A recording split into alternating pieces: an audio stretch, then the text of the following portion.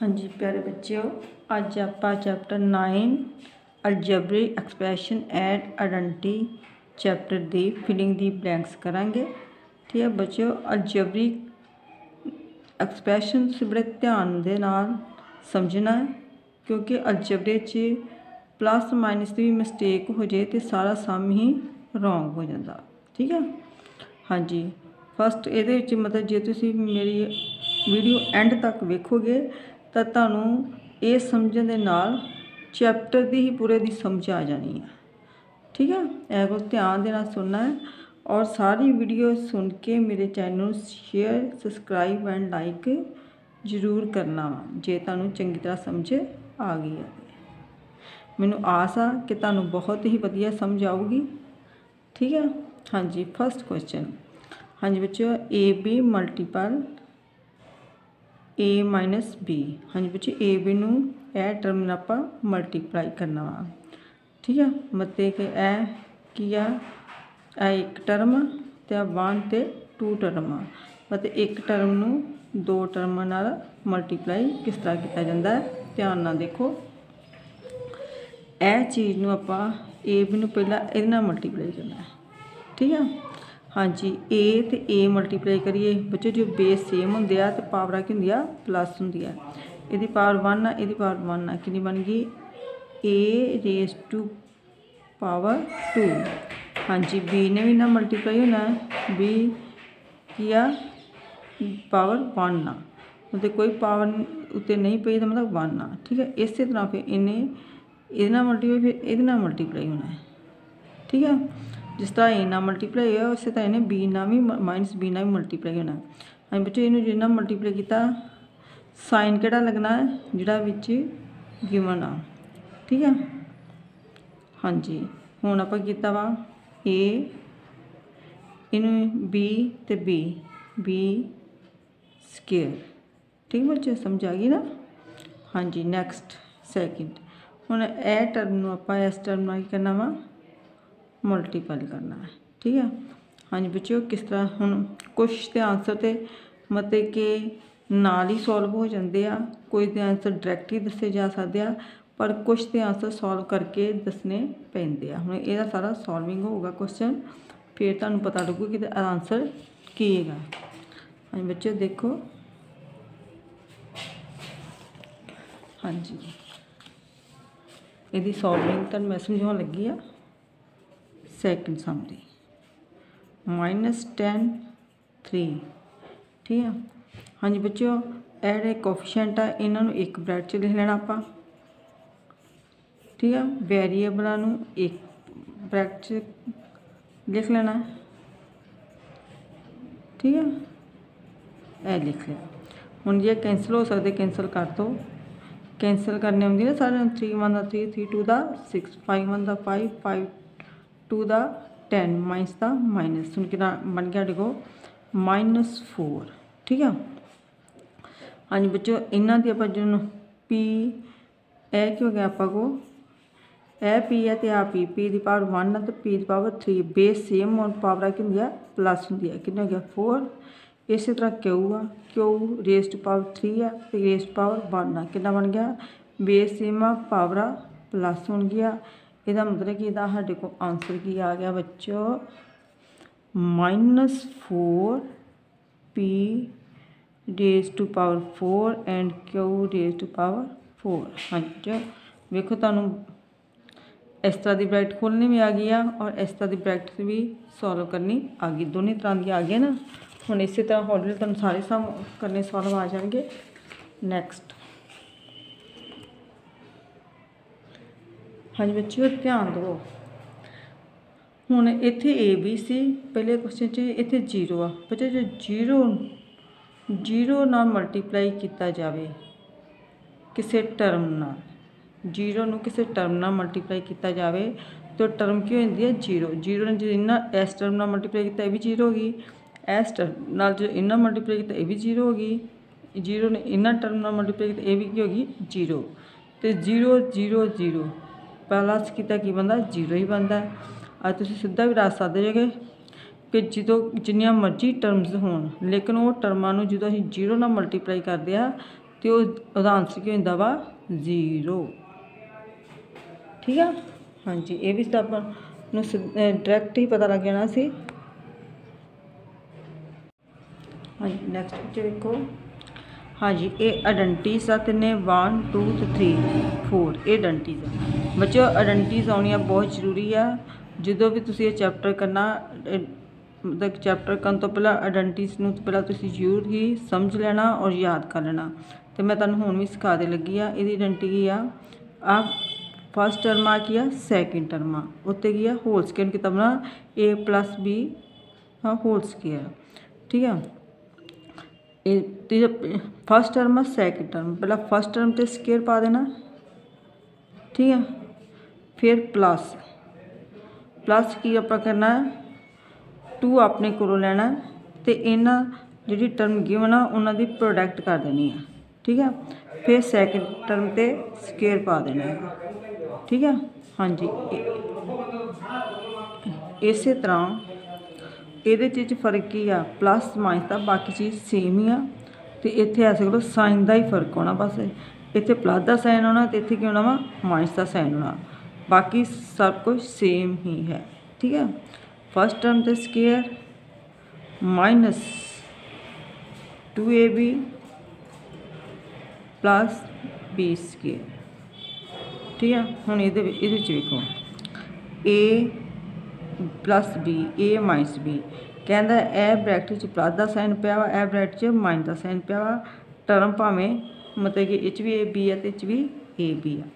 हाँ जी बच्चों, जो आपां को यह चीज़ सेम हो, इधरों यह चीज़ सेम हो विच प्लस माइनस का साइन हो तो फिर तो फार्मूला बनता वा a square minus b square. ठीक है। हुण नैक्सट वेखो अगला क्वेश्चन ये की है। हुण ये भी एक प्लस है तो माइनस है, चीज़ उही आ पर फर्क ही आ इत्थे प्लस माइनस है, इत्थे दोने की आ प्लस आ। ठीक है। हुण आपां प्लस होने करके एक होर की ये भी चीज़ सेम सी, यह भी चीज़ सेम सी, पर ये कि एक टर्म सेम आ एक टर्म सेम नहीं आ। हाँ बेटे दोनों नूं ध्यान नाल वेखो, दोनों के फार्मूले च फर्क आ क्योंकि स्टेटमेंट फर्क आ। फर्क ही आ कि इत्थे यह चीज़ां दोनों सेम आ, यह भी सेम आ। इत्थे सिर्फ इक्को टर्म सेम आ, सैकेंड टर्म जी सेम नहीं आ। अगर फार्मूला इहदा चेंज होगा की होगा, यह सेम ना इत्थे स्केयर पा देना। ठीक है। उस तो बाद जिहड़ियां सेम नहीं आ उन्हां नूं ब्रैकेट च लिख देना। ठीक है। और नाल x इंटू x। ठीक है। फिर जो सेम नहीं उन्हां दी प्रोडक्ट है फार्मूला, इन्हूं तुसीं याद कर लेना है। ठीक है।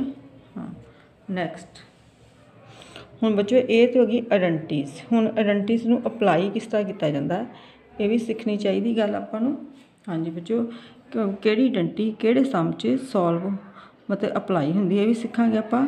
हाँ वेखो बच्चों, एड़ा 5th क्वेश्चन वेखो तो 8th क्वेश्चन वेखो। ठीक है। सॉरी 5th क्वेश्चन नहीं 6th क्वेश्चन तो 8th क्वेश्चन देखो। ठीक है। हुण इहदे च तुसीं की वेख रहे हो, ये जरूरी नहीं कि तुहानूं एक तो यह टर्म बनानी आनी चाहिए है, ये तो यह भी टर्म बनानी आनी चाहिए है। जे आ चीज़ दी है तो इनू इस तरह किस तरह करना, इस तरह इनू इस तरह करना। हुण मतलब कि मैं 6th क्वेश्चन तुहानूं एक तो आ चीज़ बनानी दखाई आ, पर क्वेश्चन च आ गया वा a square minus b square, मेरे इत्थे स्केयर आ गया। इसका मतलब कि मैं इतों आ बना सकती किस तरह बनाऊँगी भी इतों कि बनाऊँगी, एक बार ये रकम प्लस तो एक बार माइनस करके। हुण इनू की करूँगी, एक बार प्लस करूँगी एक बार करूँगी मैं माइनस कराँगी। हाँ जी बच्चे समझ आ गई है। हुण इनू रफ काम तो सॉल्व करना पऊगा तो फिर दसना पऊगा कि कितना आंसर अपना आंदा है। ठीक है। हुण आपां सॉल्व करांगे। एक बार रकम ये प्लस आ तो एक बार रकम ये की आ माइनस आ। ठीक है। प्लस वाली भावें अगे लिख लो, माइनस वाली भावें अगे लिख लो, भावें पिछे लिख लो, वह कोई फर्क नहीं पैना आपां नूं। ठीक है। हाँ जी बच्चे, हम प्लस करके आ गया आपां को ये 10 300। ठीक है। हाँ जी तो इनू प्रोडक्ट माइनस करके कितना आ गया 6। हाँ जी, इन्होंने प्रोडक्ट किया है बगो आ गया जी। यदा मतलब कि 1800। हाँ जी, कितना आ गया वा 1800। ठीक है। हाँ जी, नैक्सट देखो हुण यह क्वेश्चन सी एक क्वेश्चन देखो बच्चों, ये दोनों ही सेम आ x x 3 3 दोनों सेम है ना। इसका मतलब की होया कि असी इनू दो तरीके नाल सॉल्व कर सकते हैं। फस्ट टर्म नू ए टर्म नाल प्रोडक्ट करके, फिर ए टर्म ए दोनों प्रोडक्ट करके इतना भी सॉल्व कर सकते हैं। और जिदा फोर्थ क्वेश्चन की आइडेंटिटी आ उहदे वांगू भी सॉल्व कर सकते हैं। हाँ जी प्यारे बच्चों, इत्थे मैं तुहानूं दो तरीके नाल सॉल्व करना दसांगी, क्योंकि पेपर च कई बार आ जाता वा कि इनू आइडेंटिटी नाल सॉल्व करो। ठीक है, फिर आइडेंटिटी नाल ही सॉल्व करना हुंदा। तो जे उन्हें कुछ नहीं बोलिया तो फिर असीं सिंपल सॉल्व भी कर सकते। हुण मैं सिंपल पहला सॉल्व करके तुहानूं दिखाऊंगी। ठीक है, ये देखो सिंपल किद्दां सॉल्व करीदा, जिस तरह तुसीं आम प्रोडक्ट करदे जो पहली टर्म नूं इस टर्म नाल मल्टीप्लाई करना पहला। ठीक है बच्चों, मैं पेंसिल नाल काम तां कर रही इत्थे क्योंकि रफ काम हमेशा पेंसिल नाल ही करना चाहिए वा। हुण इनू फस्ट क्वेश्चन मैं सॉल्व किया दसिया ही, इनू पहला इन्ना मल्टीप्लाई इन्ना मल्टीप्लाई, बेस सेम होने पावर की होंदी है प्लस। हाँ जी 3x फिर इन्ना 3 सीधा 9। हाँ जी बच्चे एक्स स्केयर आ। हाँ जी यह टर्मा सेम आ, तो ये भी एक्स लगा ये भी एक्स लगा। ये नहीं भी भावें तो 4 लगा होंदा, इन्हें प्लस होना ही 4 तो 3 7 होना ही। मतलब आप आ चीज़ वेखनी है भी वेरीएबल जो सेम आ तो पावर भी सेम आ तो फिर आप प्लस कर सकते हैं। ठीक है। हाँ जी बच्चों, इसका आंसर यह होना। ठीक है, तो जे आप आइडेंटिटी के थ्रू कहता, जे नाल लिखा हो भी आइडेंटिटी ना सॉल्व करो, फिर किसी आप दो टर्मा सेम आप इहदा होल स्केयर बना लेना है, मतलब कि टर्मा 2 टाइम। ठीक है, फिर आप फार्म आइडेंटिटी ला देनी जी आप उत्ते सीखी ना आइडेंटिटी, याद करो आइडेंटिटी सीखी है। कितना आ गया 6x 3 सीधा 9। बच्चों तुम वेख रहे हो कि दोनों तरीके ना सेम आंसर है। हाँ जी, इसका आंसर क्या गया x square plus 6x plus 9। ठीक है, हूँ अगला क्वेश्चन, कोएफिशिएंट ऑफ -3z। ठीक है, मतलब यदा तुसी कोएफिशिएंट दसना -3z का कोएफिशिएंट की आ जा इसदा आ जाए, इसदा भी आ जाए चाहे इसदा z का कोएफिशिएंट लिखो। ठीक है, मतलब जो तुहानूं आ गया कोएफिशिएंट ऑफ -3z का कोएफिशिएंट दसो तो जा आ जाए z का कोएफिशिएंट दसो। ठीक है, कोएफिशिएंट की है आया वा -3। ठीक है, नैक्सट द डिग्री। हाँ जी बच्चों, द डिग्री ऑफ पोलोनोमियल। हाँ जी, पोलोनोमियल की डिग्री दसनी आ बच्चों। एक वेरीएबल आ। ठीक है, आप वेरीएबल अपना वेखना, वेरीएबल भावें एक हो भावें 2 हो भावें 3 हो, आप वेखना वा कि किहड़े वेरीएबल की पावर ज़्यादा वा। ठीक है, इत्थे एक्स की पावर 1 है तो एक्स की पावर 2 आ। जिहड़ी सब तो ज़्यादा हाईएस्ट पावर होगी वो जिहड़ी डिग्री होगी, डिग्री की है 2। हाँ जी बच्चों, हुण आ गया लास्ट क्वेश्चन 12। हुण इहदे च तुसीं की वेख रहे हो, इहदे च सारा कुछ ही फर्क आ, मतलब कि आ भी वेरीएबल सेम नहीं आ भी वेरीएबल सेम नहीं आ। तो ये किहड़े मैथड नाल भी सोल्व होगा, कोई आप आइडेंटिटी नहीं लग सकती, इवें दी कोई आइडेंटिटी नहीं सिखाई गई है कि सारा कुछ ही सारी टर्मां फर्क होण। तो जिस ये कोई आइडेंटिटी नहीं लग सकती, फिर आप इन सिंपल मल्टीप्लाई करना होंदा। सिंपल मल्टीप्लाई पता जिदा 9 क्वेश्चन का मैं तुहानूं सॉल्व करके सिंपल सॉल्विंग करनी सिखाई सी ते आइडेंटिटी नाल सॉल्विंग करनी सिखाई सी। ये आइडेंटिटी नाल सॉल्व नहीं होगा, ये सिंपल सॉल्व होगा। हाँ जी, आप कट के वेखने इहदा कितना आंसर आउंदा हैगा। हाँ जी बच्चों, ये 12 क्वेश्चन। हाँ जी 12 क्वेश्चन की स्टेटमेंट +5। हाँ जी दूजा कि 4x - 3। हाँ जी बच्चों, इन्हूं आपां सॉल्व कर लगे आ। सिंपल किद्दां, यह टर्म लैनी आ, इनू दूजी टर्म नाल मल्टीप्लाई करना है, फिर यह टर्म लैनी आ, इन्हां आपां मल्टीप्लाई करना है। ठीक है। हाँ जी मल्टीप्लाई करिए 8x², फिर इहदे नाल -6x + 20x - 15। हाँ जी बच्चों, यह वेरीएबल सेम हो गए, आ सेम नहीं है वेरीएबल, क्योंकि इसकी पावर डिग्री 2 आ। इन्हां दोनों वेरीएबल सेम हो, डिग्री सेम हो तां प्लस माइनस हो सकता वा, नहीं तो नहीं हो सकता। प्लस माइनस माइनस प्लस का साइन आऊगा 15 -15। हाँ बच्चे यह आंसर आ। हुण इन्हूं आपां लिखांगे कितना आंसर सी, बोलो 8x², ठीक है, + 14x - 15। हाँ बच्चे इन्ना ही आया सी ना, याद हो गया ना तुहानूं। ठीक है। हाँ जी बच्चे, मैनूं तो याद हो गया। हाँ जी पर बच्चों, हुण तुहानूं चंगी तरह समझ आ गई होगी। तुहानूं फटाफट मेरे चैनल नूं शेयर सबसक्राइब जरूर करो। ठीक है। बाद च होर कोई काम करना, पहला शेयर सबसक्राइब जरूर करना। ठीक है कि मैं तुहाडे वास्ते बहुत मेहनत कर रही हाँ।